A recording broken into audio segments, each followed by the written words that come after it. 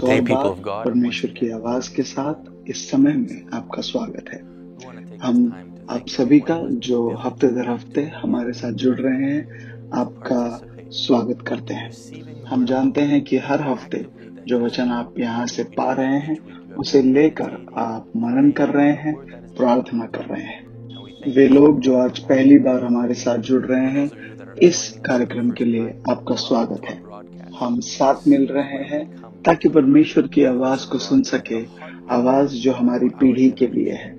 और आज And एक today, और बार हम God विश्वास wants करते to हैं speak कि and work परमेश्वर हमसे through each बातें and every करने one को of है, us. और हमारी प्रार्थना है कि Our आप prayer is that you would परमेश्वर के हृदय को the आज mind सुन and the सकें। heart of God. हम उन सभी Come लोगों का from here धन्यवाद करते to हैं wherever you जो are. बुधवार की प्रार्थना में हमारे साथ जुड़े Thank थे। everybody who बुधवार के joined us रोज on हमने Wednesday सीखा when कि we किस were तरह in the presence of हमने God. We had such a सीखना है powerful कि हमारे message from प्राणों the के Word of ऊपर God. नियंत्रण As करना। God spoke to और us हम ये about सीख रहे having थे control कि and हमारी domination आत्मा over का our हमारे soul, प्राणों के ऊपर, bringing हमारे our मन के spirit ऊपर to have authority नियंत्रण over our होना soul, चाहिए। or may I say, कई बार हमारे मन के subjecting our द्वारा soul to the हम धोखा authority of खाते God. हैं जब हम ये सोचते Many हैं times we कि are परमेश्वर deceived by our हमारी souls, thinking भावनाओं God के is द्वारा speaking हमसे to us बातें कर through रहे our हैं, feelings, जबकि through our emotions, सच्चाई ये है when कि truly परमेश्वर God is हमारी trying to speak through आत्मा our के साथ spirit बातें करते हैं। and not our आप में soul. से कई लोग हमें अपनी We also गवाहियां want भी to भेज रहे हैं recognize that there are जो ये many कहती people who हैं have been कि प्रभु writing to आपके us प्रति and भला telling us रहा है। testimonies of how जो good गवाहियां God आई has हैं been to them. उनमें से एक The Lord मैं has आपके been साथ blessing people बांटना around the चाहता हूँ। nations, and I want to share एक with you one of the विवाहित जोड़े ने testimonies that's हमें ये coming. लिखकर There कहा have been many, but कि I'll share वो with you this कई one. सालों से एक There's a couple आर्थिक that wrote and said, विजेता के लिए we've been प्रार्थना कर believing the रहे Lord थे। for a financial वो breakthrough for बहुत several सारे years. कर्जे में थे We were और bound by उन्होंने debt and परमेश्वर had के constant lack. दास के द्वारा God वचन को released a पाया कि word on Prabhu September 13th आर्थिक for a आजादियों को grace to purchase मुक्त कर रहे property. हैं We और were घर considering selling our खरीदने का property, but we were अनुग्रह waiting भी for a लोगों confirmation. को दे रहे हैं। This वो word अपना was घर a बेचना चाहते थे, confirmation. मगर We एक immediately वचन put का our इंतजार property था। on the market. इस वचन के आधार Our पर condo was उन्होंने sold अपना in घर 3 days, जो है बेचने के लिए and the मार्केट में Lord उतार blessed दिया। us 3 with दिन a में उनका selling घर बिका price that और has ऐसी कीमत never मिली occurred जो in उनके our area. इलाके में कभी किसी को नहीं We मिली will थी। be वो debt-free कहते हैं कि and able to इसके द्वारा expand वो into a विश्वास new करते हैं home कि साल खत्म before the होने से year पहले is over. वो एक नया We घर were ले पाएंगे graced to be और connected कर्जे to से पूरी this तरह house and मुक्त to होंगे। our man of Prabhu God. यीशु मसीह का To और God be परमेश्वर के all the अनुग्रह glory. का वो धन्यवाद Let's करते हैं। celebrate this इस testimony. गवाही के लिए हम परमेश्वर का धन्यवाद God has करते been हैं so good to us. और हम जानते Every हैं कि week her that the word हफ्ते is coming जैसे to प्रभु us, का वचन there's आता not है, only परमेश्वर declarations नई and आशीषों blessings को that are coming, और उसकी महिमा but के God नए continues to स्तरों को open new हमारे doors लिए and new खोल रहे ways हैं। of जैसे showing up for आप you हमारे today. साथ आज जुड़े हैं, While you are आपके here with लिए भी us, महिमा के वही स्तर the realms खोले of God जाते are हैं। opening to you. आज एक और बार Once परमेश्वर again, की we are आवाज joined here in लेकर the studio हमारे बीच by our हमारे beloved प्रभु के phenomenal man Das of God, profit who शायजू is bringing Matthew the heartbeat उपस्थित of है। God to us. आए हम उनका Prophet स्वागत Shaju, करते हैं। would you help me honor our prophet? धन्यवाद पास्टर स्टीव और सारे लोग जो हमारे साथ जुड़े हैं, आपका भी मैं बहुत धन्यवाद करता हूँ। प्रभु के दास, पिछले हफ्ते आप हमें सिखा रहे थे कि किस तरह प्रकाशित वाक्य की पुस्तक में 2 कलीसियाओं के बारे में लिखा है जिनको प्रभु ने निकोलाइयों के विषय में बातें की। पहली कलीसिया जिसको प्रभु ने सराहा और ये कहा कि तुम निकोलाइयों के कामों से घृणा करते हो। पर जो दूसरी कलीसिया थी, उन्हें प्रभु ने मानो एक रीति से डांट कर कहा कि ये बात मेरे हृदय में तुम्हारे विरुद्ध है कि तुमने निकोलाइयों के शिक्षण को अपने बीच जगह दी है। उसी संदेश के दौरान आपने ये कहा था कि जब कभी परमेश्वर बोलते हैं, उसके बाद उनका न्याय आता है। कई बार ऐसा होता है कि जब कभी कोई वचन हमारे पास लेकर आता है कोई प्रचारक, वो ये उम्मीद करता है कि जो वचन वो बांट रहा है उससे हमारे जीवन पर प्रभु की सुरक्षा, प्रभु की आवाज आए। मगर कई बार ऐसा होता नहीं, वरन उल्टा होता है कि हम प्रभु से दूर हो जाते हैं। मगर पिछले हफ्ते जो बातें आपने हमें सिखाई, उससे हम जानते हैं कि निश्चय ही प्रभु की सुरक्षा हमारे जीवन पर आई है। मुझे याद है कि मेरे व्यक्तिगत जीवन में कितने ही लोगों ने मुझे मैसेजेस किए हैं या मुझे कहा है कि इस बात से सावधान रहो, इस बात से सावधान रहा करो। और हर कोई मानो आपका व्यक्तिगत नबी बनना चाहता है या आपके जीवन पर परमेश्वर की आवाज बनना चाहता है। प्रभु के दास, मुझे इस बात का ज्ञान है कि यहाँ इस स्टूडियो में आपके साथ उपस्थित होने में कई बार हम यहाँ बैठकर उत्साहित हो जाते हैं और अगले पॉइंट पर जाना चाहते हैं, क्योंकि हम और सीखना चाहते हैं। साथ ही हर बार हमें इस बात का भी अंदाजा होता है कि जो हमें पहले ही सिखा दिया गया है उसमें मनन करने लायक, सीखने लायक और बहुत कुछ है। तो आज इससे पहले कि हम आपको ये पूछें कि आप हमें आज नया क्या सिखाने जा रहे हैं, हम आपसे ये पूछना चाहते हैं कि परमेश्वर अब इस समय आपसे क्या बातें कर रहे हैं। आपकी जो समझ है कि शत्रु किस तरह काम करता है, ये समझ बहुत दिलचस्प है। दुख की बात यह है कि कई बार वो लोग जो दुश्मन के हाथों इस्तेमाल हो रहे होते हैं, उन्हें अंदाजा भी नहीं होता कि ऐसा हो रहा है। करार की कलीसिया में जब कभी दो परमेश्वर के दासों के बीच कोई मतभेद होता तो वो अपने अपने अलग रास्ते चुन लेते। अगर आप ध्यान दें तो आप ये देखेंगे कि प्रेरित पौलुस कहते हैं कि जहां पतरस सेवकाई कर रहा है मैं वहां नहीं जाऊंगा। उन्होंने कभी ये नहीं कहा कि हम दोनों ही एक ही जगह पर रहेंगे और देखते हैं कौन जीतेगा। हालांकि दोनों के बीच मतभेद है, दोनों किसी बात पर सहमत नहीं है, यानी कि दोनों ही ये सोच रहे हैं कि वे सही हैं। तो ऐसे हालातों में कौन जीतेगा, कौन सही कौन गलत, लोग किसका अनुसरण करें? मगर उन्होंने कभी ऐसा जो है समय आने नहीं दिया। हम देखते हैं कि ऐसे हालातों में दोनों ही ने अपने अपने रास्ते अलग अलग कर लिए और कभी भी अपने मतभेदों का असर लोगों पर पड़ने नहीं दिया। लेकिन निकोलाइयों की जो आत्मा है वो ऐसा नहीं करती, वो उसी जगह में रहना पसंद करती है। हम देखते हैं कि कुछ लोग ऐसे भी हैं जो स्वयं निकल जाएंगे, मगर कुछ लोगों को पीछे रख छोड़ेंगे, जो कहेंगे हम जा रहे हैं, तुम लड़ो यहाँ पर रहकर। ये कहेंगे कि हम ये कलीसिया को बचाने के लिए कर रहे हैं, क्योंकि दुश्मन ये जानता है कि अगर कोई सबसे अच्छा तरीका है कलीसिया को चोट पहुंचाने का तो वो है कि उसे अंदर से नुकसान पहुंचाया जाए। क्योंकि बाहर की दुष्ट प्रधानताएं जब कलीसिया को बाहर से चोट नहीं पहुंचा पाती तो वो अंदर से ही उस पर हमला करना शुरू करती हैं। और ये दुष्ट जो है ये तब तक काम नहीं कर पाएंगे जब तक वो कलीसिया के अंदर ना हो।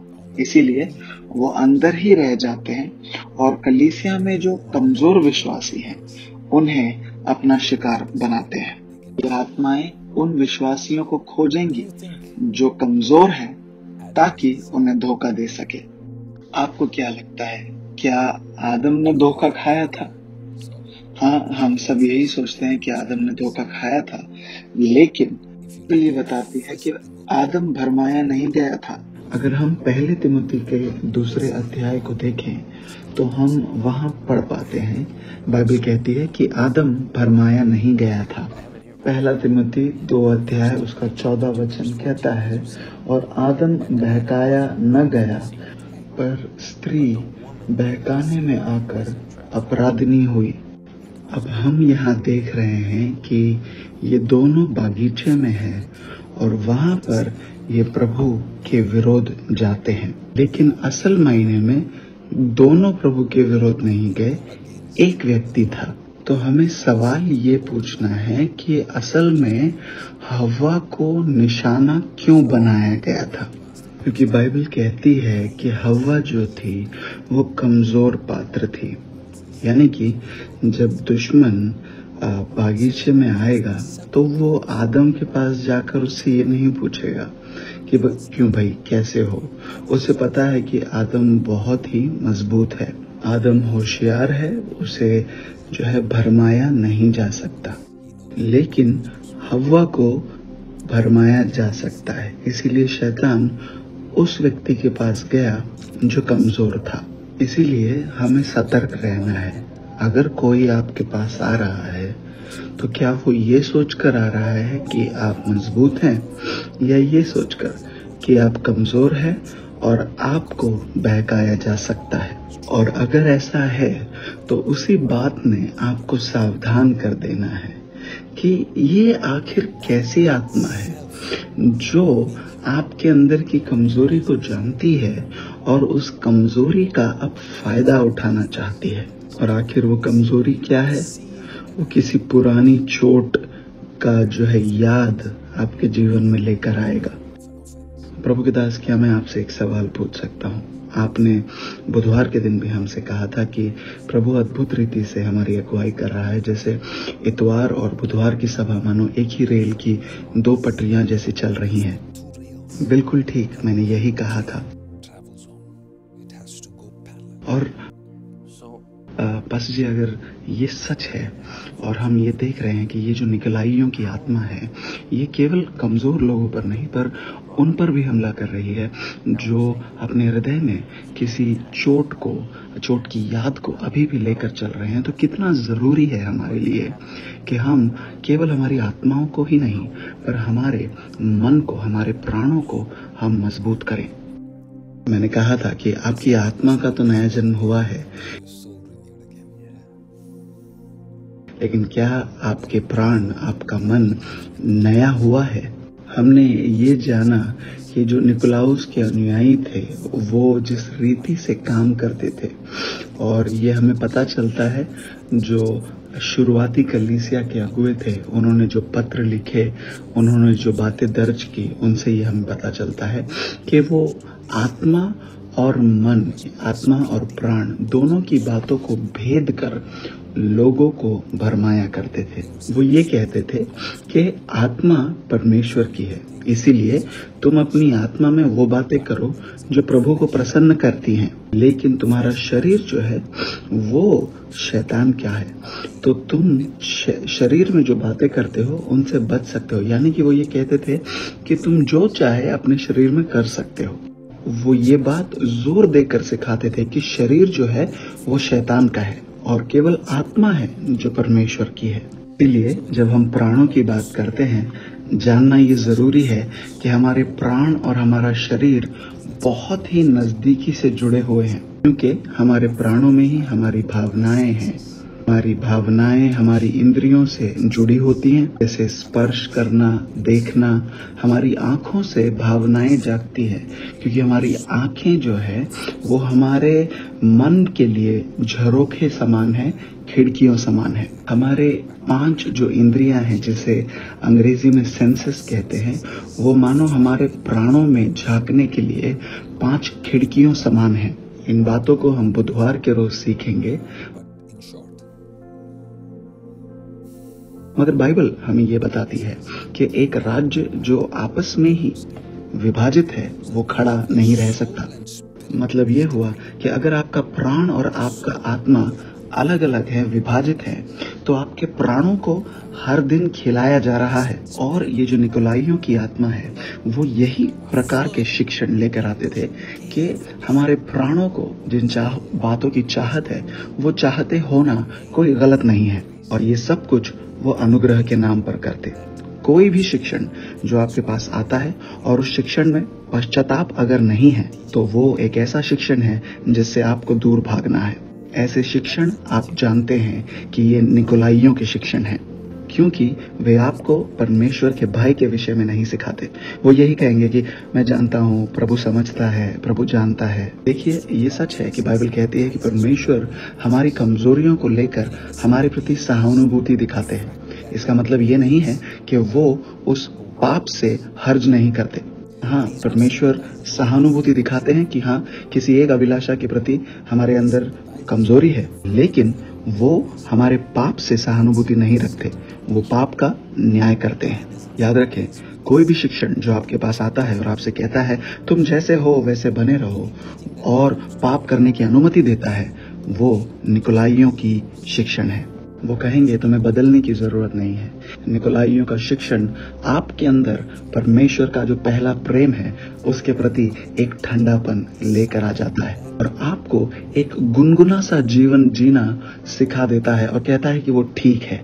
तो ऐसे शिक्षण आएंगे आपके पास जो आपको ये सिखाएंगे, और वो मानो लड़ेंगे किन बातों से? परमेश्वर के आत्मा के वरदानों के विरुद्ध वो लड़ेंगे। वे जो है नबूवत का जो अनुग्रह है उससे लड़ेंगे, जो प्रेरितायकी का अभिषेक है उसके विरुद्ध वो लड़ेंगे। और ऐसा क्यों? क्योंकि ये जो वरदान है वो आपके अंदर एक आग लेकर आती है परमेश्वर के लिए, परमेश्वर के प्रति। इन्हीं सेवकाइयों के द्वारा आपके अंदर जो है परमेश्वर के प्रति एक नई आग और लगन निर्माण होती है। तो पिछले हफ्ते हमने सीखा था कि ये जो निकोलाइयों की आत्मा है इसकी शुरुआत कहाँ और कैसे हुई। पर हमें याद रखना है कि जब हम निकोलाइयों की आत्मा कह रहे हैं तो असल मायने में हम ये समझने की कोशिश कर रहे हैं कि ये जो व्यक्ति था निकोलाउस, शैतान ने उसका किस प्रकार इस्तेमाल किया और उसके द्वारा कौन से शिक्षण आए और उनका असर क्या होता है, हम ये समझने की कोशिश कर रहे हैं। जब हम ये कहते हैं कि जेजबेल की आत्मा, इसका मतलब ये नहीं कि जेजबेल जो स्त्री थी वो स्वयं एक आत्मा बन गई। नहीं, ऐसा नहीं होता। एक आत्मा जो पहले से ही अस्तित्व में थी, उसने जेजबेल नाम की स्त्री का किस तरह उपयोग किया और वो आत्मा आज कलीसिया में किस रीति से काम करती है, उसके काम करने के तरीके क्या है, उनको हम पढ़ते हैं। हमें ये हमेशा याद रखना है कि दुश्मन जब कभी आता है वो किसी एक व्यक्ति का ही इस्तेमाल करता है। इसका मतलब ये होता है कि जरूरी नहीं कि वो व्यक्ति ही जो है बुरा था, उस व्यक्ति का उपयोग करने वाला जो आत्मा है वो बुरा है। तो अब ये व्यक्ति जो है उस आत्मा की गतिविधियों का उदाहरण बन गया है और परमेश्वर इनके विरुद्ध में किस रीति से काम करता है उस पर हमें ध्यान देना है। परमेश्वर आदम से कहता है कि आदम, मैं तुझे क्षमा तो कर दूंगा मगर अब तू मेरे बागीचे में नहीं रह सकता। वो कहते हैं अब मैं तुझे अपने बगीचे से बाहर निकाल देता हूँ। तो परमेश्वर हमें ये सिखा रहे हैं कि किस तरह इन रिश्तों के प्रति हमें काम करना है, जो रिश्ते अब उस सांप के द्वारा धोखा लाने के लिए इस्तेमाल हो रहे हैं। परमेश्वर उनसे कहता है कि मैं तुम दोनों से प्रेम करता हूँ, मगर वो प्रेम मैं तुम पर जब तुम मेरे बागीचे के बाहर हो तब जाहिर करूंगा। क्योंकि अगर तुम मेरे बागीचे के अंदर आ जाओगे तो वो जो श्राप तुम्हारे ऊपर है, मेरे बागीचे के अंदर भी उसके असर नजर आने शुरू हो जाएंगे और उसकी वजह से मेरा बागीचा भी मरना शुरू हो जाएगा। उसके अंदर जो नदियां हैं उसका पानी कड़वा होना शुरू हो जाएगा। ये बातें हमें कैसे पता है? क्योंकि जब उन दोनों के ऊपर श्राप उतर आया, हमने ये भी देखा कि जिस जमीन पर वो खड़े थे उस जमीन पर भी श्राप आया। परमेश्वर ने ये कहा उनसे कि तुम्हारे कारण ये जमीन श्रापित हो जाए। तो परमेश्वर उनसे कह रहे हैं कि श्राप केवल तुम्हारे ऊपर ही नहीं, पर जिस जमीन पर तुम रह रहे हो उस जमीन पर भी ये श्राप आता है। और उस श्राप के कारण अब जमीन कांटे पैदा करेगी, जंगली पेड़ पैदा करेगी। तो अगर आप ये निर्णय लेते हैं कि नहीं, मैं आदम से बहुत प्यार करता हूँ और उसे मेरे बागीचे में रखने दो, तो कोई बात नहीं, लेकिन बहुत जल्द आप ये देखोगे कि आपकी जमीन के अंदर, आपके बागीचे के अंदर भी कांटे नजर आ रहे हैं और कुछ ही देर में आपको ये नजर आएगा कि आपकी शांति और आपका आनंद मानो चुरा लिया गया है। और आप ये सोच रहे हैं कि आखिर मैंने किया क्या, मैंने तो केवल उनसे प्यार किया है। लेकिन परमेश्वर ऐसे हालातों में कहते हैं, हाँ मैं भी क्षमा करता हूँ, लेकिन कुछ आदम ऐसे हैं जिनका आपके बागीचे में होना खतरनाक है। अगर आप अपने बागीचे से प्रेम करते हैं, वो आदम आपके बागीचे के बाहर होने चाहिए। अगर आपको जो काम आप कर रहे हैं वो पसंद है, अगर आप नहीं चाहते कि आपके घर में, आपके बागीचे में कांटों की फसल नजर आने लगे, जिन बातों के साथ न्याय करने में परमेश्वर ने ढिलाई नहीं बरती, उन बातों को आपने भी नहीं सहना। तो अब ऐसे लोगों के प्रति जिनका इस्तेमाल ये निकोलाइयों की आत्मा कर रही है, आपका बर्ताव कैसा होना चाहिए, परमेश्वर हमें सिखाते हैं। परमेश्वर ने जो किया वो हमें करना है कि ऐसे लोगों को आप पहचानें और उन्हें अपने बागीचे से आप बाहर रखें। क्योंकि अगर ऐसा नहीं होगा तो आपके बागीचे में कांटे नजर आएंगे। और कैसे परमेश्वर ने उन्हें बाहर निकाला? उन्हें बाहर निकाला और साथ ही बागीचे के दरवाजे पर स्वर्गदूत रखे जो अपने हाथों में एक जलती हुई तलवार लेकर खड़े थे ताकि वो वापस अंदर नहीं आ सके। देखिए, कुछ लोग हैं जो शायद आपके क्षमा को पाने के योग्य हैं, लेकिन उन्होंने आपके बागीचे में वापस कभी कदम नहीं रखना चाहिए। इसीलिए हम देखते हैं प्रेरित पौलुस अपनी कलीसिया में ये बातें सिखाते और ऐसे लोगों को जब वो पाता अपनी कलीसिया में तो वो उन्हें बाहर ले जाता, बाहर रखता, ताकि उनका बुरा असर कलीसिया के बाकी लोगों पर न हो जाए। आप ध्यान देंगे कि ऐसे लोग जब आपके आसपास होते हैं, आपके जीवन में एक सूखापन आ जाता है। आपकी आत्मा मानो परमेश्वर की बातों को समझना बंद कर देती है। आपका मन काम करना बंद कर देता है और आपके हृदय में एक कड़वापन आ जाता है। आपकी अपनी आत्मा को आप बचाए रखें। इन निकोलाइयों की आत्मा ने कई जीवनों को इसी तरह खा लिया है, लेकिन आपको स्पर्श नहीं कर पाएगी। ये मेरी प्रार्थना और आपके ऊपर किया हुआ मेरी घोषणा है यीशु के नाम में। तो आइए हम कुछ और ध्यान देंगे इनकी शुरुआत पर। यहूदा की पुस्तक पहला अध्याय हम 4 वचन से आगे पढ़ेंगे। क्योंकि कितने ऐसे मनुष्य हैं जो चुपके से हम में आ मिले हैं। अब हम एक एक वाक्य को ध्यान से पढ़ेंगे। बाइबल कहती है, कितने ही ऐसे मनुष्य हैं जो चुपके से हम में शामिल हो गए हैं। चुपके से, ये जो शब्द इस्तेमाल हुआ है बहुत ही दिलचस्प शब्द है, हमें ध्यान देना है इस पर। यानी कि जिस रीति से ये लोग आते हैं, ये कोई शोर मचाकर जो है अपने ओर ध्यान आकर्षित करते हुए नहीं आते, चुपके से आकर हमारे बीच शामिल हो जाते हैं। तो जब आप इस वाक्य को पढ़ रहे हैं तो सोचना है आपको कि आपको किस चीज की याद आती है या कौन सी बातें आपके मन में आती हैं। इसी वचन को अंग्रेजी में जो शब्द इस्तेमाल किया गया है वो है क्रीप, यानी कि रेंगना हुआ, रेंगता हुआ। कौन रेंगता है? कौन रेंगता हुआ आता है? सांप, वो पुराना सांप। एक तरीका जिसके द्वारा वो अंदर आता है वो ये है कि बिना बताए, बिना किसी न्योते के चुपके से रेंगता हुआ अंदर आ जाता है। इसीलिए हमने पिछले हफ्ते पढ़ा कि प्रेरितों को ये खुले तौर पे लोगों के सामने घोषित करना पड़ा कि हाँ, हमने इन लोगों का अभिषेक किया था। हाँ, ये उन 7 लोगों में से एक है जिनको चुना गया था, लेकिन हमने इन्हें आपके पास भेजा नहीं कुछ बातों को सिखाने के लिए। ऐसा उन्हें क्यों करना पड़ा? क्योंकि ये जो लोग हैं, ये जो आत्मा है, वो ऐसी जगहों पर जाना चाहती है जहां पर उसे न्योता देकर बुलाया नहीं गया।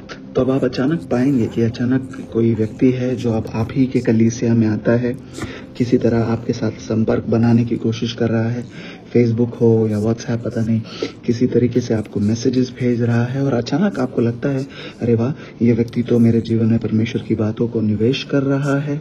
लेकिन हमें सवाल ये करना है कि इसे ऐसा करने की अनुमति किसने दी है? क्या मेरे अगुवों को पता है कि ये मुझे ऐसे संदेश भेज रहा है? क्या मेरे अगुवे ने इसे अनुमति दी है कि वो ऐसे संदेश मुझे भेजे? ये व्यक्ति जो जानकारी मुझसे पा रहा है, क्या वो जाकर मेरे अगुवे को वो सब कुछ बता रहा है? ये पूरी जिम्मेदारी आपकी अपनी है कि इतना ध्यान तो आपको देना है। आपको क्या करना है? आपको इतना ही करना है कि आप कलीसिया के किसी अगुवे के साथ जो है संपर्क करें, कलीसिया के ऑफिस में फोन करें और पता लगाएं कि ये व्यक्ति जो अब आपको निर्देश दे रहा है या परमेश्वर के वचन को कुछ सिखाने की कोशिश कर रहा है, क्या उसे अगुवों ने अनुमति दी है कि वो आपको ये बातें सिखाएं? सिर्फ इतना ही कर आप अपने जीवन के ऊपर एक सुरक्षा का दायरा ले आएंगे। ये बातें जरूरी है क्योंकि इसी तरह, इन्हीं कारणों से कलीसियाएं बट जाती हैं, विभाजित हो जाती हैं। ये सारी बातें बहुत ही दुखदाई हैं। क्यों? क्योंकि कोई आया, सिखाना शुरू किया, पर उसे भेजा नहीं गया था। प्रभु के दास, मैं आपको बताऊं, ये लोग जब लोगों को प्रभावित करते हैं और लोग कलीसिया छोड़कर चले जाते हैं, ये लोग उनके जीवन से कोई वास्ता भी नहीं रखते। सैकड़ों की तादाद में लोग, अगर हजारों ना कहूं, सैकड़ों की तादाद में लोग संसार भर में खोए हुए हैं क्योंकि कोई उन तक पहुंचा जिसको उनकी परवाह नहीं थी। बस वो ये चाहता था कि उन्हें वो उनके बागीचे से किसी तरह बाहर निकाल दे। वो बागीचा जहां परमेश्वर ने उन्हें रखा था, वो सिर्फ उन्हें वहां से बाहर निकाल देना चाहते हैं। इसीलिए परमेश्वर ये निकोलाइयों की जो आत्मा है उससे नफरत करता है और हर एक आत्मा जो इनकी वजह से नाश हुआ है, उनको उसकी जवाबदारी लेनी पड़ेगी, उनका न्याय होगा। तो वो चुपके से आते हैं। ठीक है, आगे बढ़ते हैं हम। जिनके इस दंड का वर्णन पुराने समय में पहले ही से लिखा गया था। जिनके इस दंड का वर्णन पुराने समय में पहले ही से लिखा गया था। ठीक है, अब विचार करने की जरूरत है कि पहला वाक्य क्या कहता है। पहला वाक्य ये कहता है, क्योंकि कितने ही ऐसे मनुष्य हैं जो चुपके से आ गए हैं, मनुष्य कहा गया है। तो अब पुरुषों की बात हो रही है, मनुष्यों की बात हो रही है, पर अगला वचन ये कहता है कि उनके विषय में, उनके इस दंड के विषय में पुराने समय से पहले ही लिखा गया था। तो अब ये दोनों वाक्य साथ कैसे आते हैं? इसी वचन से हमें ये पता चलता है कि ये बात किसी एक व्यक्ति के विषय में नहीं है, उस आत्मा के विषय में है जो उस व्यक्ति का इस्तेमाल कर रही है। दरअसल अभी कुछ लोग हैं जो मेरी आवाज सुन रहे हैं और उन्हें बहुत गुस्सा आ रहा है, क्योंकि उन्हें लगता है कि मैं उनके विषय में बातें कर रहा हूँ। लेकिन ये बातें किसी एक व्यक्ति के बारे में नहीं है, उस व्यक्ति के पीछे काम करने वाली आत्मा के बारे में है, जिसके बारे में पुराने समय में लिखा गया था।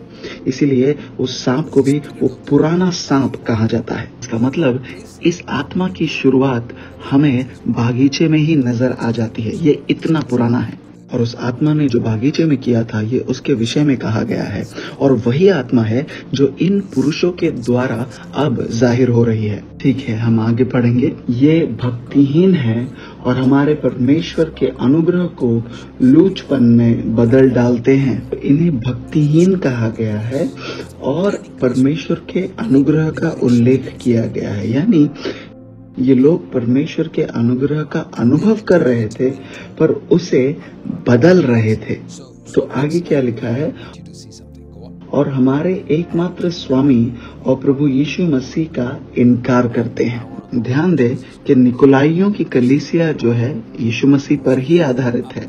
वो यीशु मसीह को ही अपना आधार बताते हैं, उसके अनुग्रह को वो अपना आधार बताते हैं, पर उसके अनुग्रह को पूरी तरह गलत इस्तेमाल करते हैं। निकोलाइयों की जो कलीसिया है वो दिखने में तो ऐसी ही नजर आती है कि यीशु मसीह का अनुसरण कर रहे हैं, पर उनका उद्देश्य ये है कि ऐसी बातों को आपके जीवन में लेकर आए जिससे आपका प्रभु के साथ जो जीवन है उसका स्तर घट जाता है। वो आपसे कहेंगे कि परमेश्वर का अनुग्रह काफी है। वो कहेंगे ठीक है, इतनी लगन की जरूरत नहीं है प्रभु के पीछे चलने के लिए, तुम इतना ज्यादा आग से क्यों भरे हुए हो?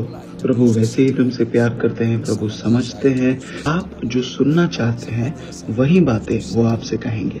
ये आत्मा लोगों के जीवन में कुछ मूर्तियों को डाल देती है। कुछ लोगों के जीवन में जो है अलग अलग जो है संस्कृतियों की मूर्तियां आ जाती हैं। ऐसी बातों को वो उनके जीवन में ले आते हैं या ऐसी बातों से परिचय कराते हैं जिनकी वजह से उनके दिल में जो परमेश्वर के प्रति प्रेम है वो कम हो जाता है। जब किसी के प्राण को जो है शारीरिक व्यभिचार से उनका परिचय कराया जाता है तो उनका जो प्राण है वो बहुत ज्यादा सामर्थ्य हो जाता है, क्योंकि एक विचार से उसका पूरा प्राण, उसका पूरा मन नियंत्रित किया जा सकता है। उनकी भावनाएं उन पर राज करना शुरू कर देती है, इस हद तक कि उनके जीवन में, उनके विचारों में भी यीशु मसीह नहीं होता। ऐसे हालातों में जो शरीर है वो आत्मा के ऊपर हावी हो जाता है, इस हद तक कि कोई व्यक्ति अपना उद्धार तक खो सकता है। अब इस मुद्दे को लेकर कई तत्वज्ञानी जो है मुझसे शायद सहमत न हो, और मुझे इससे कोई हर्ज नहीं है। आप जिन बातों पर विश्वास करते हैं आप कर सकते हैं। प्रभु मुझे जो सिखा रहा है मैं आपको वचन से वो बातें सिखाऊंगा। एक चेतावनी का शब्द मैं देना चाहता हूँ। कोई भी बात जो दुश्मन कहेगा कि बिना पश्चाताप के आपके जीवन में रह सकती है, आप ऐसी कल्पना भी नहीं कर सकते कि इन पापों के साथ आप परमेश्वर के राज्य में कदम रख पाएंगे। परमेश्वर का अनुग्रह पाप करने का लाइसेंस नहीं है, और इसी सच्चाई को निकोलाइयों की आत्मा जो है झुटलाने में विश्वास करती है। वो कहेंगे चिंता न करो, प्रभु समझता है। हाँ, हमारा परमेश्वर प्रेम करने वाला परमेश्वर है, साथ ही वो एक धर्मी न्यायाधीश भी है। तो अगर परमेश्वर बार बार हमें क्षमा कर रहे हैं और एक के बाद एक हमें नए मौके दे रहे हैं, वो इस आशा में है कि शायद आज हम अपनी कमजोरियों का इनकार करके प्रभु की ओर मुड़ जाएं। इस आशा में कि आज आपकी आंखें खुल जाएं और आप ये कहें कि मैं ऐसा कैसे जी सकता हूँ, और आप पश्चाताप करके प्रभु की ओर लौट जाएंगे। जैसे ही आपने पाप किया, परमेश्वर आपको सजा नहीं देता। वो हमारी कमजोरियों को समझता है, मगर उसके बावजूद हमारे अंदर पश्चाताप को तलाशता है। वो अपेक्षा करता है कि हम उसकी ओर मुड़ जाएंगे। कलीसिया, इस वचन को मैं तब तक ढंग से प्रचार नहीं कर पाऊंगा जब तक मैं आपसे ये न कह दूं कि परमेश्वर के धीरज को परखना हमें बंद करना है। हमारे परमेश्वर के हाथों में पड़ जाना बहुत ही भयानक है। परमेश्वर इंतजार करते हैं कि हम बदलें, लेकिन अगर हम उसके धीरज को परखते रहेंगे तो हम बहुत ही कठिन अनुभवों के साथ बदलेंगे। और आप उन हालातों में नहीं पड़ना चाहते। आज का दिन उद्धार का दिन है। आज अपने हृदय में आप निश्चय कर ले कि उन चीजों से दूर भागेंगे जो आपको परमेश्वर से दूर ले जाती हैं। परमेश्वर के लोगों, आज जो बातें आपके हृदय में एक सुधारणा ला रही हैं, उन्हें थाम लीजिए। जो बातें आप तक परमेश्वर के निर्देशों को ला रही है, उन बातों को थाम लीजिए। उन चीजों को थाम ले जो आपकी आत्मा को बढ़ने में मदद करती हैं, और हर मुमकिन कोशिश करें और कीमत चुकाएं कि आप इन बातों को संभाल सके, आप उस जमीन को संभाल कर रख सके, आप अपने बागीचे को सुरक्षित रख सके। और ऐसा होने न दे कि दुश्मन आपको उस जगह से दूर ले जाए। ठीक है, हम आगे बढ़ते हैं। अगला वचन पढ़ें। 5वां वचन कहता है, पर यद्यपि तुम सब बात एक बार जान चुके हो, तो भी मैं तुम्हें इस बात की सुधि दिलाना चाहता हूँ कि प्रभु ने एक कुल को मिस्र देश से छुड़ाने के बाद विश्वास न लाने वालों को नष्ट कर दिया। जब मैंने कहा था कि कुछ तत्वज्ञानी मुझसे शायद सहमत नहीं होंगे, मगर मैं आपको वचन के द्वारा बताऊंगा, ये वचन उसी बात का सबूत है। लिखा है कि कुछ लोगों ने विश्वास करने के बाद विश्वास करना बंद कर दिया। तो ये आत्मा जो है लोगों से क्या करवा रही है? ये आत्मा ये करती है कि जो विश्वासी हैं, विश्वास करने वाले हैं, उनके मन में शक का बीज बो देती है। इसीलिए शत्रु आकर हव्वा से पूछता है, क्या परमेश्वर ने सचमुच ऐसा कहा था? उसने आकर ये नहीं कहा कि परमेश्वर ने तुमसे ऐसा नहीं कहा। वो कहता है, क्या उसने सचमुच ऐसा कहा? वो शक बो रहा है। क्या ये लोग सच में तुमसे प्यार करते हैं? क्या इन लोगों को सच में तुम्हारी परवाह है? तो ये निकोलाइयों की आत्मा क्या करती है? आपके अंदर शक बो देती है। उसके बाद धीरे धीरे विश्वास की कमी को बो देते हैं। कल्पना करें कि एक पूरी पीढ़ी जिन्हें परमेश्वर ने मिस्र देश से बाहर निकाला, वो परमेश्वर पर विश्वास करना बंद कर देते हैं। जब वो मिस्र देश से बाहर आए थे, उन्होंने परमेश्वर की भलाई को चखा, उसने उनकी जरूरतों को पूरा किया। उसके बावजूद जब 10 लोग वाचे की जमीन में जाने के बारे में एक नकारात्मक खबर लाते हैं, उस एक खबर की वजह से इनका परमेश्वर पर से विश्वास उठ जाता है। अब वचन क्या कहता है, इनके साथ क्या हुआ? पर यद्यपि तुम सब एक बात जान चुके हो, तो भी मैं तुम्हें ये बातें याद दिलाना चाहता हूँ। वो कहता है, मुझे पता है कि तुम्हें मालूम है ये बातें, मगर मैं फिर भी याद दिलाना चाहता हूँ तुम्हें। कई बार कुछ बातों को इतनी बार दोहराना पड़ता है कि हम उन्हें भूले नहीं। आगे पढ़ें, क्या लिखा है? याद दिलाना चाहता हूँ कि प्रभु ने एक कुल को मिस्र देश से छुड़ाने के बाद विश्वास न लाने वालों को नष्ट कर दिया। लिखा है कि पहले उन्हें बचाया और फिर विश्वास न लाने वालों को नष्ट कर दिया। क्या परमेश्वर जिसकी सेवा हम करते हैं ऐसा है?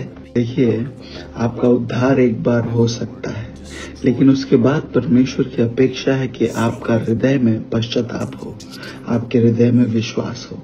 जब वो इन बातों को नहीं देखता, तब वो कहता है कि अब तुम्हारा नाश होगा और तुम उस बागीचे में कदम नहीं रख पाओगे। उस सांप ने आकर क्या कहा? क्या परमेश्वर ने सचमुच तुमसे कहा? वो क्या कर रहा था? वो अविश्वास के बीज को बो रहा था, और जब उनके अंदर अविश्वास आया, वो अपने बागीचे से निकाल दिए गए।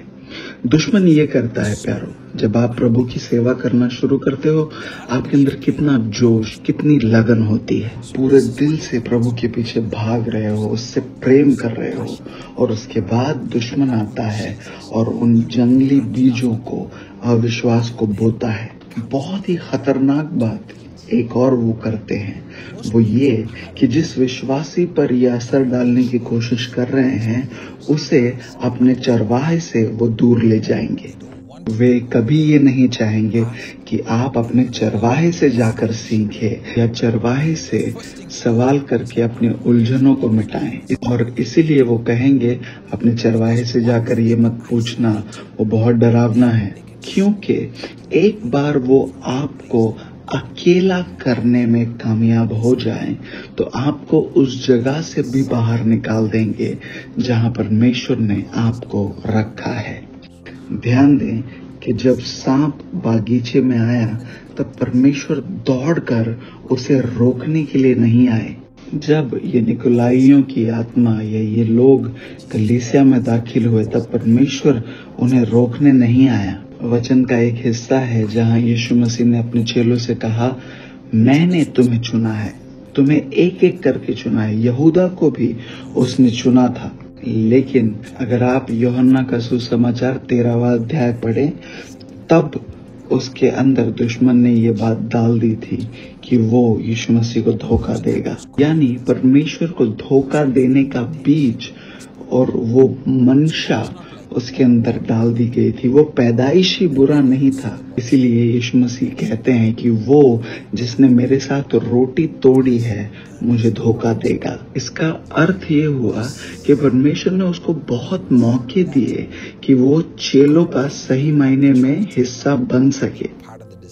बस जी यूहन्ना 13 अध्याय 18वां वचन यूं कहता है, मैं तुम सब के विषय में नहीं कहता, जिन्हें मैंने चुन लिया है उन्हें मैं जानता हूँ, परंतु यह इसलिए है कि पवित्र शास्त्र का ये वचन पूरा हो, जो मेरी रोटी खाता है उसने मुझ पर लात उठाई है। वो जिसने प्रभु के साथ रोटी तोड़ी, उसे धोखा देता है। जिस क्षण आप ये पढ़ते हो कि वचन यूं कहता है, कई बार लोग ये सोचना शुरू कर देते हैं कि क्योंकि वचन में लिखा है, उसके लिए पहले से ही तय था कि वो यीशु मसीह को धोखा देगा। लेकिन वचन कहता है कि वो जिसने मेरे साथ रोटी तोड़ी, उसने मुझे धोखा दिया है। यानी कि उसने ये चुनाव किया, उसने धोखा देने का चुनाव किया था। इसका मतलब ये हुआ कि परमेश्वर ने उसे बाकियों के साथ चेला बनने का बराबर मौका दिया था। तो जब वचन कह रहा है कि ऐसा लिखा है, तो वचन क्या कह रहा है कि कोई एक होगा जो वफादार नहीं रहेगा। इसका अर्थ यह है कि परमेश्वर पहले ही जानते थे कि कोई अपना ही उसे धोखा देगा। मतलब ये नहीं था कि यहूदा के पास मौका नहीं था सुधरने का, उसे चुनाव करना पड़ा। यही बातें आप लूसीफर के साथ भी देखते हो। परमेश्वर ने शैतान को नहीं बनाया था, परमेश्वर ने लूसीफर बनाया था। जो लूसीफर ने चुनाव किए, जो उसके अंदर लालच थी, उसके कारण जो उसका स्वर्ग से नीचे गिर जाना हुआ, उसके कारण वो शैतान बना। अगर ऐसा है तो निकोलाउस के जो अनुयायी थे, भाई निकोलाउस स्वयं, उन सब के पास भी एक चुनाव था। उन्हें भी सबके साथ बराबर बनाया गया था, अभिषेक किया गया था। इसके बावजूद वही आत्मा जो लूसीफर यानी शैतान से आती है, वही आत्मा जिसने हव्वा को किसी एक ऐसे व्यक्ति के साथ बातें करने पर विवश किया जिसके साथ उसे बातें नहीं करनी चाहिए थी, यहूदा के पास भी वही चुनाव था। उसको 12 के साथ एक होने का बराबर मौका मिला था, मगर उसने वो चुनाव नहीं किया। उसने यीशु मसीह को धोखा देने का चुनाव किया। प्रभु के दास, हमें याद रखना है, हम सब के अंदर वो पाप का गिरा हुआ स्वभाव है, उसके अंश हैं। अगर हम सावधान नहीं रहे तो ये हो सकता है कि हम हमारी कलीसिया के लिए निकोलाई जैसे लोग बनकर रह जाएंगे। देश में, आपके इलाके में दुश्मन आपका इस्तेमाल करेगा। कैसे? आपको वो अपना पसंदीदा हथियार बना लेगा, आपके द्वारा आपकी कलीसिया में विभाजन लेकर आएगा। ये बातें हम सब के अंदर है। इसीलिए वचन कहता है कि हमारी आत्मा ने हमारे शरीर को जो है अधीनता में लाना है। और अगर ऐसा नहीं हुआ तो याद रखें, पिछले हफ्ते मैंने आपको सिखाया था कि यहूदा की समस्या ये थी कि वो यीशु मसीह के प्रति जवाबदेही नहीं रखना चाहता था। देखिए, अगर ऐसे विचार उसके अंदर आए ही थे तो वो क्यों नहीं ऐसा किया कि यीशु मसीह के चरणों में आकर गिर जाता और कहता कि प्रभु, ऐसे विचार मेरे अंदर आ रहे हैं। जबकि ऐसे विचारों को नष्ट करने का सबसे उत्तम तरीका ये है कि उन्हें खुले में आप लेकर आ जाएं, क्योंकि जैसे ही वो पाप खुले में आता है उसका सामर्थ्य टूट जाता है। इसीलिए ये निकोलाई कभी नहीं चाहेंगे कि आप इन बातों को अपने अगुए के साथ शेयर करें। वो कहेंगे पास्टर को मत बताना, क्योंकि वो चाहते हैं कि आप निरंतर अंधकार में ही बने रहें, क्योंकि वो ये जानते हैं कि जैसे ही वो रोशनी में आ जाएंगे उनका आपके ऊपर कोई अधिकार और सामर्थ्य नहीं चलेगा।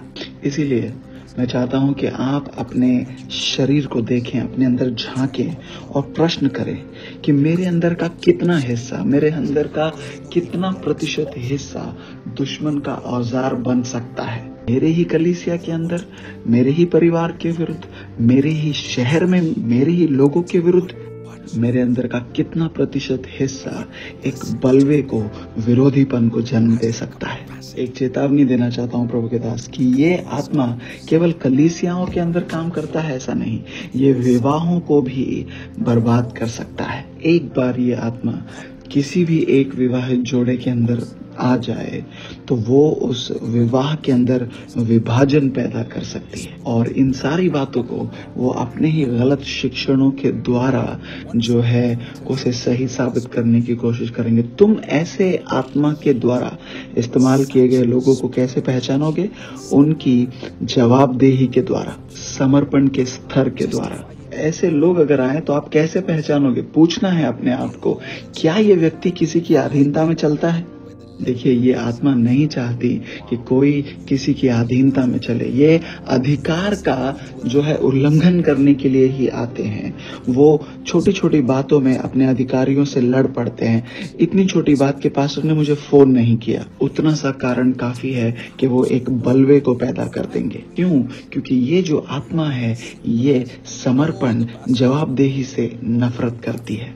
देखिए, भले ही पास्टर उन्हें 20 बार कॉल कर दे, कोई ना कोई समय ऐसा जरूर आएगा कि ये आत्मा उनके जीवन में जाहिर होगी, अगर वो इसे जड़ से उखाड़ न दे। जब तक आप यहूदा के समान नहीं, पतरस के समान सोचें और कहें कि मैं अपने स्वामी को धोखा नहीं दे सकता।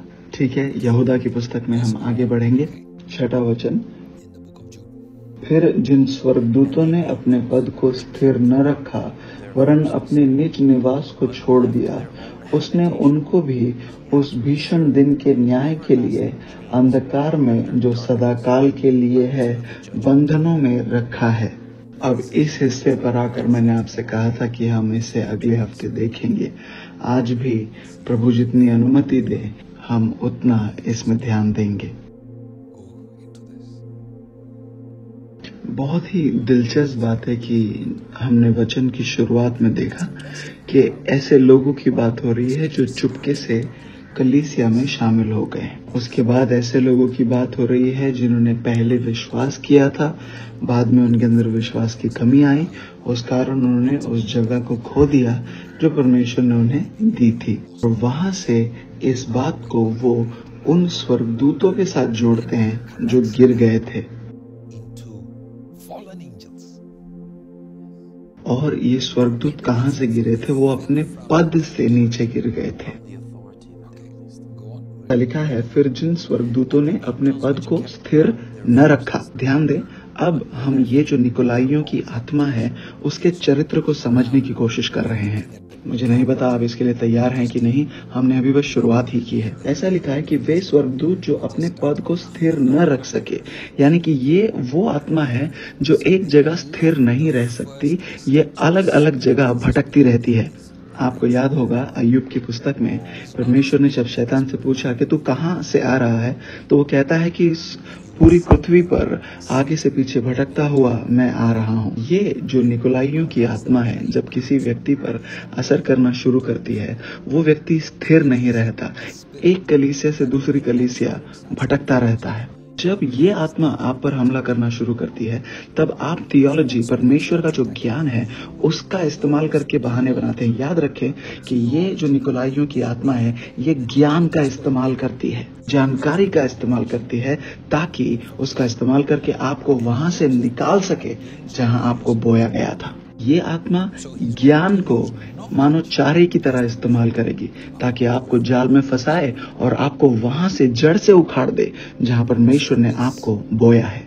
इस वचन को जब हमने पढ़ा तो हम समझते हैं कि इन स्वर्गदूतों को कहीं रखा गया था, लेकिन वो जगह इनके दिल को भर न सकी और अब वो वहां से निकलकर किसी और स्थान पर जाते हैं। हम आगे पढ़ेंगे। फिर जिन स्वर्गदूतों ने अपने पद को स्थिर न रखा वरन अपने निज निवास को छोड़ दिया, उसने उसको भी उस भीषण दिन के न्याय के लिए अंधकार में, जो सदाकाल के लिए है, बंधनों में रखा है। तो एक बात तो तय है कि उन स्वर्गदूतों पर न्याय अभी आना बाकी है। अब हम इन स्वर्गदूतों को जरा बारीकी से देखें कि इनके विषय में क्या लिखा है कि वे गिरे हुए स्वर्गदूत थे। और इन बातों को समझने के लिए हमें सारी शुरुआतों के पुस्तक में जाना होगा। उत्पत्ति की पुस्तक 6 अध्याय, 6 अध्याय पहले वचन से आगे। फिर जब मनुष्य भूमि के ऊपर बहुत बढ़ने लगे और उनके बेटियां उत्पन्न हुई, तब परमेश्वर के पुत्रों ने मनुष्य की पुत्रियों को देखा कि वे सुंदर हैं, और उन्होंने जिस जिस को चाहा उनसे विवाह कर लिया। तब यहोवा ने कहा, मेरा आत्मा मनुष्य से सदा लौ विवाद करता न रहेगा, क्योंकि मनुष्य भी शरीर ही है, उसकी आयु 120 वर्ष की होगी। अब जब आदम के बेटे, आदम की बेटियां पृथ्वी पर बढ़ने लगी थी और परमेश्वर के पुत्रों ने मनुष्य की बेटियों को देखा और उन्हें बहुत सुंदर पाया, उसके बाद एक ऐसा शब्द इस्तेमाल हुआ है ये दर्शाने के लिए कि उन्होंने क्या किया। ऐसा लिखा है, और उन्होंने जिस जिसको चाहा उनसे विवाह कर लिया।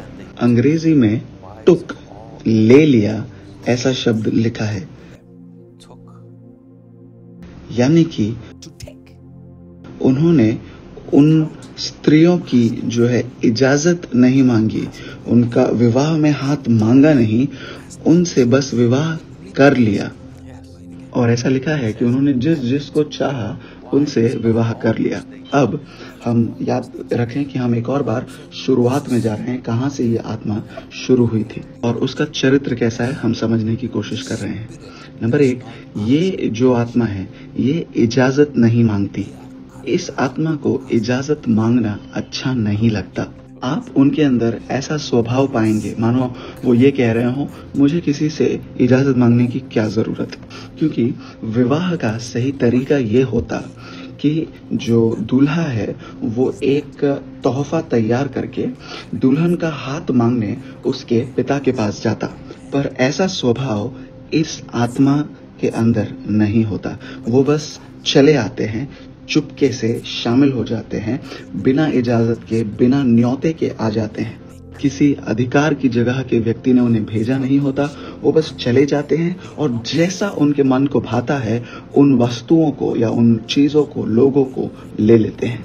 वे लोग जो इस आत्मा के द्वारा प्रभावित होते हैं, जब वे किसी कलीसिया का हिस्सा होते हैं तो वो कलीसिया में चीजों को करने लगते हैं और सवाल पूछने पर वो कहते हैं, मुझे किसी से पूछने की या इजाजत लेने की क्या जरूरत है। इसका अर्थ ये है कि अब उनके अंदर वही पुराने सांप की आत्मा, उसका विरोधपन अब कलीसिया में भी नजर आ रहा है। देखिए, एक व्यक्ति के अंदर अगर नम्रता है तो वो ये कहेगा कि हाँ, शायद मेरा अधिकार है इन चीजों को लेना, शायद मुझे किसी को पूछने की जरूरत नहीं, लेकिन मेरे अंदर की नम्रता के कारण मैं रुकूंगा, इजाजत लूंगा। एक बेटा और एक बेटी का जो सही स्वभाव है ऐसा होता है, लेकिन ये जो आत्मा है उसे मांगना अच्छा नहीं लगता। उनके मन में अगर वे किसी से इजाजत मांगते हैं तो उसका अर्थ ये हुआ कि उन्होंने अपने आप को मानो नीचे गिरा दिया है, क्योंकि इस आत्मा के अंदर हमेशा ये विचार है कि वो आपके बराबरी का महसूस करना चाहते हैं। उन्हें कोई अधिकार की स्थान पसंद नहीं, क्योंकि वो स्वयं एक अधिकार के स्थान पर थे, वहां से गिर गए, इसीलिए अब वो स्वयं किसी अधिकार के अधीनता में नहीं रहना चाहते। इसीलिए बाइबल कहती है कि उन्हें जैसा अच्छा लगा उन्होंने वैसा विवाह कर लिया। अब उनकी तादाद पृथ्वी पर बढ़ने लगी। आगे वचन यूं कहता है, तब यहोवा ने कहा, मेरा आत्मा मनुष्य से सदा लौ विवाद करता न रहेगा, क्योंकि मनुष्य भी शरीर ही है, उसकी आयु 120 वर्ष की होगी। परमेश्वर के दास, अब आपको एक बात इस वचन को लेकर समझनी चाहिए कि जो परमेश्वर के पुत्र हैं वे अपने न्याय का इंतजार कर ही रहे हैं। इसीलिए इस वचन में उनके न्याय के विषय में कुछ नहीं लिखा।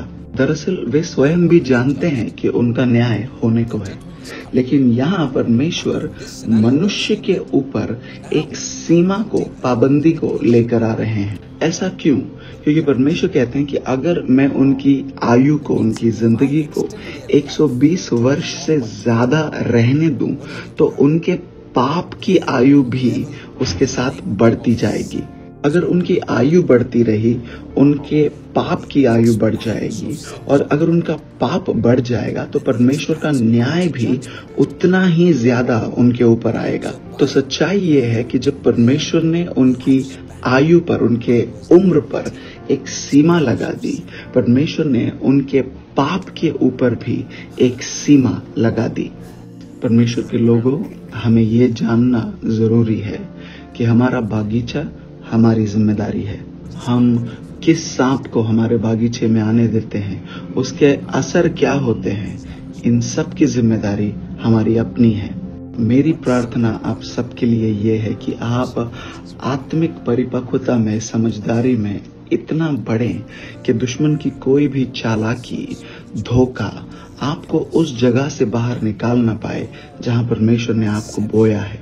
और ये भी कि जब प्रभु पृथ्वी पर वापस लौटें, उन्हें आपके अंदर विश्वास जरूर नजर आए, और केवल विश्वास ही नहीं, उन्हें आपके अंदर एक लगन नजर आए, परमेश्वर हमारे प्रभु यीशु मसीह के प्रति एक प्रेम नजर आए। क्योंकि विश्वास आसान है प्यारो, मगर हमारा लक्ष्य वो पहला प्रेम हासिल करना है। क्योंकि हमारा लक्ष्य ये है कि हम यीशु मसीह से सबसे ज्यादा प्रेम करने वाले व्यक्ति बने। वो व्यक्ति जिसे देखकर यीशु मसीह ये कहे, क्या तू इनसे भी ज्यादा मुझसे प्रेम करता है? वो लक्ष्य है। अगर कलीसियाओं के अंदर कोई स्पर्धा हो तो वो ये कि यीशु मसीह से सबसे ज्यादा और बेहतर कौन प्रेम करता है। इन बातों की नहीं कि किसके पास सबसे अच्छी लाइटें हैं, सबसे अच्छा कलीसिया का स्थान है या कैमरा है, ये नहीं। अगर हमारे अंदर किसी बात को लेकर स्पर्धा हो तो वो ये कि कौन यीशु से बेहतर प्रेम करता है, वो एक सुरक्षित स्पर्धा होगी। उसके आगे वचन यूं कहता है, और इसके पश्चात जब परमेश्वर के पुत्र मनुष्य की पुत्रियों के पास गए, तब उनके द्वारा जो पुत्र उत्पन्न हुए वे शूरवीर होते थे, जिनकी कीर्ति प्राचीन काल से प्रचलित है। ये वही है जिन्हें नेफिलिम भी कहा जाता है। अब ये आए और उन्होंने मनुष्य की बेटियों के साथ जो है बच्चे उत्पन्न करना शुरू किया, और उनके बच्चे भी उन्हीं की तरह बुराई के थे, बुरे चरित्र के थे। एक गिरी हुई जाति जो है, एक गिरी हुई पीढ़ी को ही जन्म दे सकती है। नेफिलियम इस शब्द का अर्थ है वो जो गिरे हुए के वंशज हैं। यहाँ आप एक ऐसी पीढ़ी को पृथ्वी पर जन्म लेता हुआ देखते हैं जो बहुत ही शक्तिशाली है, बड़े हैं, सामर्थ्य है, क्योंकि दो अलग अलग जातियां, अलग अलग लोग साथ आए और उन्होंने बच्चे उत्पन्न करना शुरू किया। जब आप किसी के साथ कोई भी प्रकार का संवाद करते हैं, किसी भी प्रकार का नाता होता है आपका, कभी ये न सोचे कि वो संवाद, वो बातचीत बस यूं ही साधारण होगी। उसके नतीजे, उसका फल कुछ बड़ा ही निकलता है। उसकी कोई कीमत चुकानी पड़ती है। वो फोन कॉल जिसे आप साधारण समझ रहे हैं, उसकी कोई कीमत चुकानी पड़ेगी। वो मैसेज जो आप समझ रहे हैं बिल्कुल उससे कोई हानि नहीं है, उससे आपका जो वातावरण है उसमें कुछ निर्माण हो रहा है। ध्यान दें, एक बागीचा है जिसमें परमेश्वर ने उन्हें रखा है। वहां वो सांप आता है, एक बातचीत होती है और उस बातचीत का एक फल, एक नतीजा उत्पन्न होता है। इसीलिए पवित्र शास्त्र कहता है कि जो बुरे संवाद है वो अच्छे चरित्र को बिगाड़ देते हैं। मैं जानता हूँ ईएसवी में ऐसा लिखा हुआ है कि बुरी संगति अच्छे चरित्र को बिगाड़ देती है, लेकिन अगर आप ध्यान दें तो असल में ये लिखा है कि बुरे संवाद, बुरी बातचीत जो है अच्छा चरित्र बिगाड़ देती है। हमें चीजों को समझ आने के लिए इतना आसान नहीं कर देना कि वो मनुष्य के समझदारी के अनुसार हो जाए, क्योंकि परमेश्वर का वचन पवित्र वचन है। बस जी, पहला कोरिन्थियों का 15 अध्याय उसका 33वां वचन कहता है, धोखा न खाना, यानी उसके पीछे का मकसद ही धोखा देना है और वो ये फल लाता है कि बुरे संवाद, बुरी बातचीत अच्छे चरित्र को बिगाड़ देते हैं। यानी ऐसे बातचीत, ऐसे संवाद जिसका सूत्र बुराई है, और जब ऐसी बातचीत आपकी आत्मा के साथ उनका परिचय होता है तब एक दूषित होना होता है। आपके बागीचे में कुछ बिगड़ जाता है। वो दूषित होना, वो प्रदूषण क्या पैदा कर रहा है? वो नेफिलिम जैसी प्रजाति, ऐसे दानव पैदा कर रहे हैं। तो बाइबल कह रही है कि एक प्रकार का संवाद है जिसके कारण लोगों के चरित्र में बदलाव आ रहा है, आपके बातचीत का तरीका बदल रहा है, आपके स्वभाव में बदलाव आ रहा है। तो सांप जो है बागीचे में आता है, बातें करने लगता है। अब उस बातचीत का, संवाद का फल नजर आना शुरू होता है, यानी ऐसा संवाद जिसका सूत्र जो है बुराई का है। आपको लग रहा है कि उन्होंने आपको हेलो कहा, नमस्कार किया, और वो साधारण बात है नहीं, मगर उसकी जड़ में बुराई है। इन लोगों के साथ भी ऐसा हुआ कि अब वो जो गिरे हुए स्वर्गदूत है उनके संपर्क में आते हैं और उनके उस रिश्ते से अब पृथ्वी पर दानव जैसे प्रजातियां निर्माण होती हैं, पैदा होती हैं। याद रखें, जो नेफिलिम्स है वो स्वयं गिरे हुए स्वर्गदूत नहीं है, क्योंकि कई लोगों में ये उलझन है कि आखिर नेफिलिम्स कौन थे। गिरे हुए जो स्वर्गदूत थे वो पृथ्वी पर मनुष्य के जो संतान है, बेटियां हैं, उनके संपर्क में आते हैं और उस रिश्ते से जो पीढ़ी जन्मती है वे नेफिलिम कहलाते हैं। वे बड़े थे, शक्तिशाली शूरवीर थे, हट्ठी थे, वे अकड़ी हुई गर्दन के लोग थे, जिद्दी पीढ़ी थी। एक बातचीत है, संवाद है जिसका सूत्र बुराई है। जब वो आपके जीवन में ले आया जाता है उसका नतीजा ये होता है कि आपके जीवन में दानव जैसी परिस्थितियां, दानव जैसे लोग निर्माण होना शुरू हो जाते हैं। आखिर नेफिलिम्स कौन थे? वो दानव जैसे थे, बड़े थे। आप में से कुछ लोग ऐसे ही दानवों से लड़ रहे हैं जिनसे आपको लड़ने की कोई जरूरत नहीं थी। ऐसे दानव, ऐसी शक्तियां जो आपके जीवन में अब नजर आने लगी हैं और आप ये सोच रहे हैं कि मैंने कहां, कौन सा दरवाजा खोल दिया, मैंने आखिर ऐसा क्या किया कि इन शक्तियों से, इन दानवों से मुझे लड़ना पड़ रहा है। मैंने आखिर ऐसा कौन सा दरवाजा खोल दिया कि ये दानव प्रवेश कर चुका है और अब मैं इसे हरा नहीं पा रहा हूं। और लोग ये समझ नहीं पाते कि कोई संवाद है, बातचीत है जिसका सूत्र बुराई है, उसके कारण आपके जीवन में आप दानवों से लड़ रहे हैं, जीत नहीं पा रहे।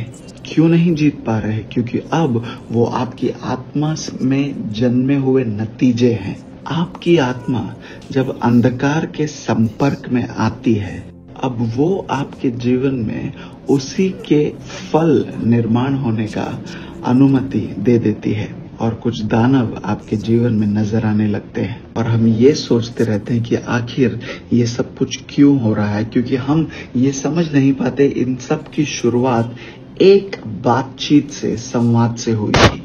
एक ऐसी बातचीत जिन्होंने इन दानवों को आने के लिए दरवाजा खोल दिया, और अब ये दानव आपके जीवन का नाश कर सकते हैं।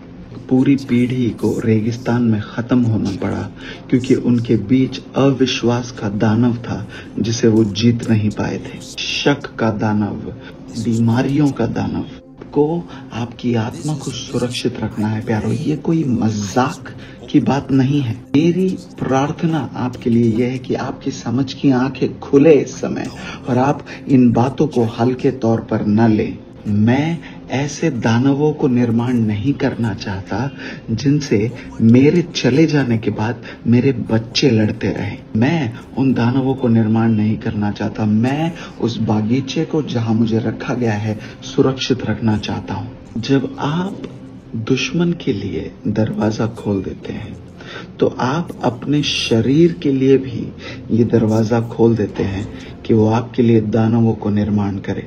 तो आपके जीवन में जो दानव है वो इस बात का नतीजा है कि आपका शरीर किसी और चीज के साथ संपर्क में आया। इसलिए एक बहुत ही विशेष शब्द का इस्तेमाल किया गया है इस वचन के अंदर। हम साथ में उसे पढ़ेंगे। कृपया पढ़ें यहूदा पहला अध्याय उसका 7वां वचन।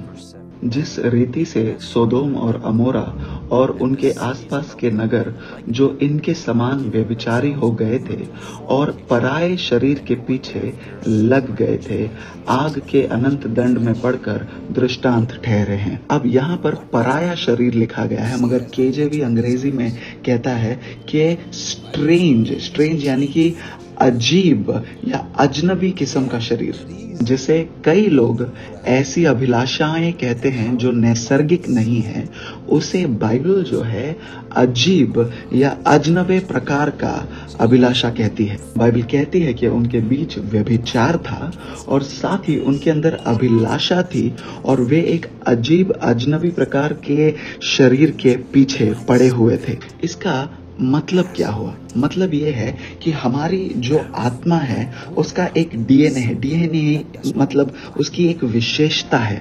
अनोखापन है। और अब मेरे अंदर किसी एक ऐसी चीज की इच्छा पैदा हो गई है जो मेरे समान, मेरे जैसा है नहीं। ये गिरे हुए जो स्वर्गदूत थे वो दिखने में एक प्रकार के थे, मनुष्य की बेटियां दिखने में अलग प्रकार की थी।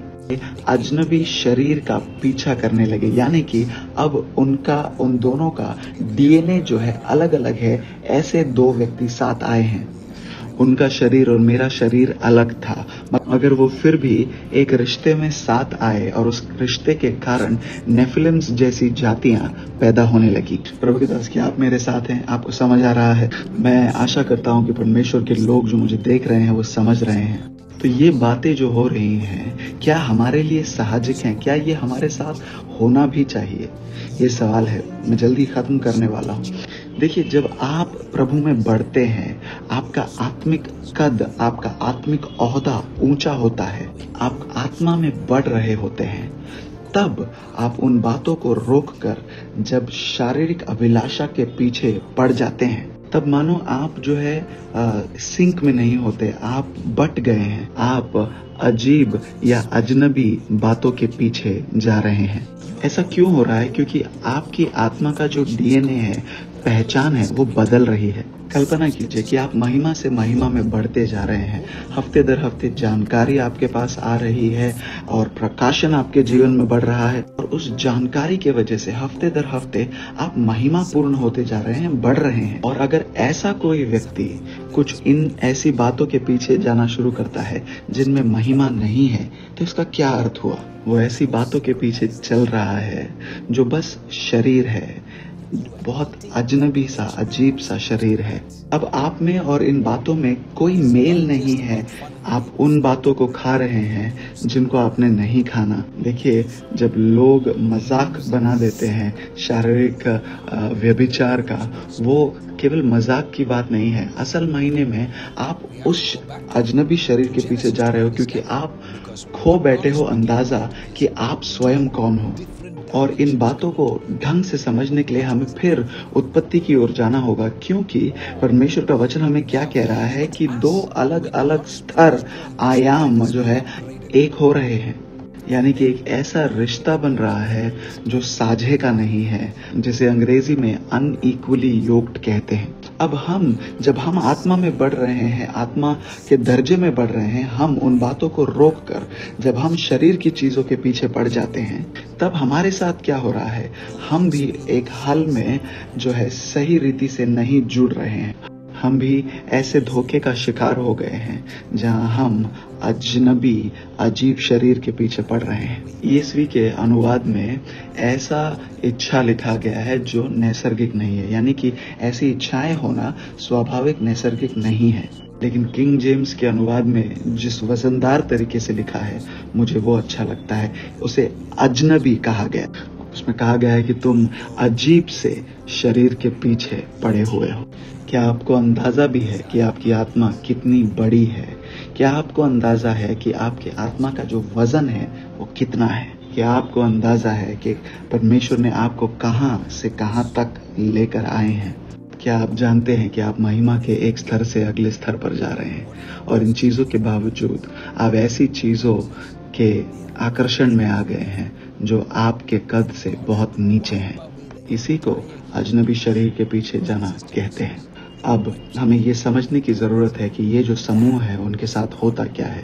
जो नेफिलिम्स हैं, जो गिरे हुए स्वर्गदूत हैं, उनके साथ क्या होता है। बाइबल कहती है कि उन पर सदा के लिए दोष लगा हुआ है, और परमेश्वर को पूरी मनुष्य जाति को, उत्पत्ति 6 अध्याय में पूरी मनुष्य जाति को उस बाढ़ के द्वारा खत्म करना पड़ा। ऐसा आपका और मेरा भाग नहीं होना चाहिए। मैं जानता हूं कि ये जो शिक्षण है बहुत डरावना है, मैं जानता हूं, लेकिन उसी कारण हमारे जीवन पर एक सुरक्षा भी आती है। ऐसा नहीं होना चाहिए कि परमेश्वर हमारी ओर देखे और कहे कि तुम अजनबी बातों के पीछे पड़ गए हो, तुम ऐसी चीजों का पीछा करने लगे हो जिसके कारण तुम्हारी आत्मा विभाजित हो गई है।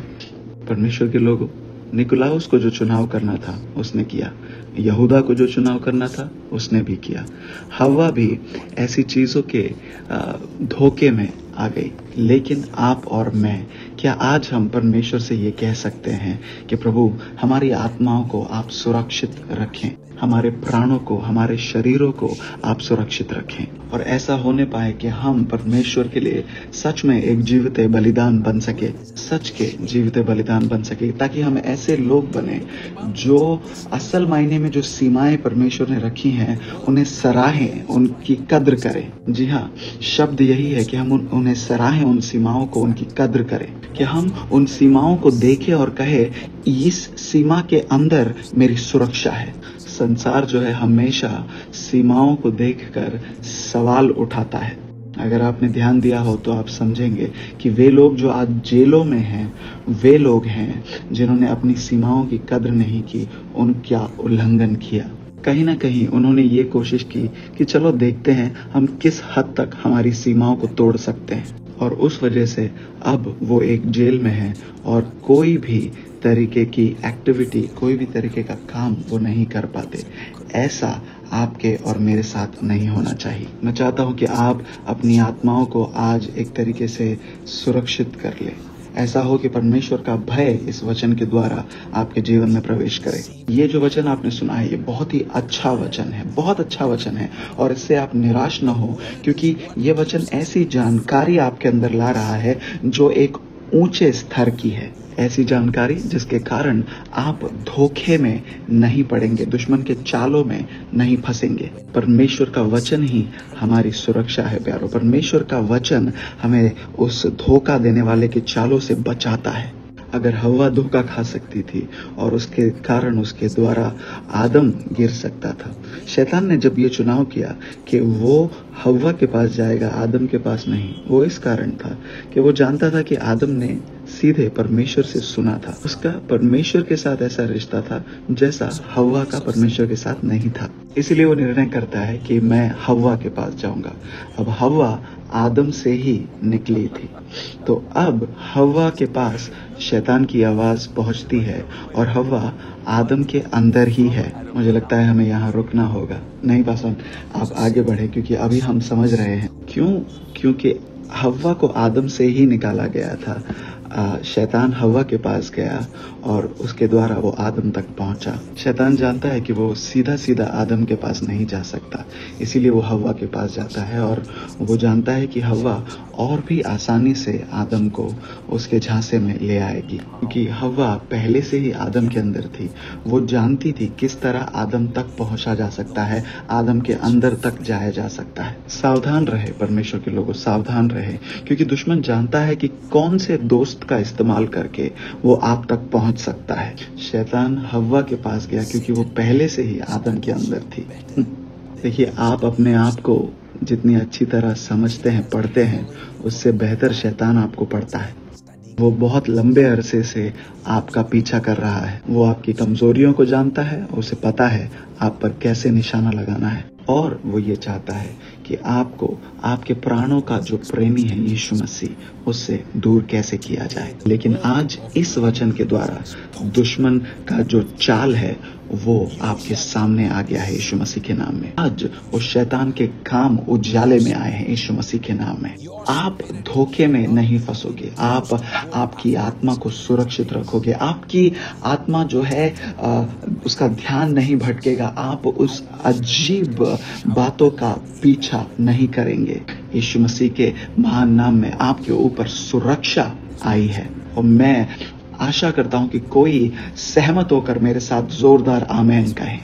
जी हाँ, ये वचन एकदम सिद्ध समय पर हमारे पास आया है। इस वचन के द्वारा प्रभु आपको बचाए, मुझे बचाए, आपको और हमें दोनों को बचाए दुश्मन के हर चाल से, दुश्मन जो चुपके से आता है उस धोखे से। प्रभु की सुरक्षा आपके घर पर, आपके परिवार पर, आपके बच्चों पर, आपके बागीचे पर और आपके बच्चों के बच्चों पर बनी रहे। प्रभु की सुरक्षा हर प्रकार के निकोलाइयों की आत्मा से, जो उस पुराने शैतान से निकली और आप तक आने की कोशिश कर रही है। और बहुत कुछ है सिखाने को, लेकिन मुझे लगता है आज के लिए इतना काफी है। प्रभु आप सभी को आशीषित करें। हम आपका धन्यवाद करते हैं पास्टर जी कि हम जितनी गहराई की सोचते हैं उससे कई ज्यादा गहराई में आप हमें ले जाते हैं। परमेश्वर के लोगों, आज हम बहुत आशीषित हैं। आज आपसे विदा लेने से पहले मैं आपको हमारे नबी की बातें एक और बार याद दिलाना चाहता हूँ कि अपने शरीर को उसकी सीमाओं का ज्ञान देते रहें, उसे उन सीमाओं को पार न करने दें, ताकि ऐसा करने के द्वारा हम उन बातों में न फंसे जहां हम ज्यादातर फंसते हैं। जैसे प्रभु के दास ने कहा कि इस हफ्ते हर वो आत्मा जो आपके विरुद्ध लड़ रही है उसकी पकड़ आप पर से कमजोर हो जाए, टूट जाए। इस हफ्ते प्रभु की सुरक्षा इस वचन के द्वारा आपके जीवन पर आए। अगले हफ्ते आपसे फिर मुलाकात होगी। प्रभु आपको आशीषित करे।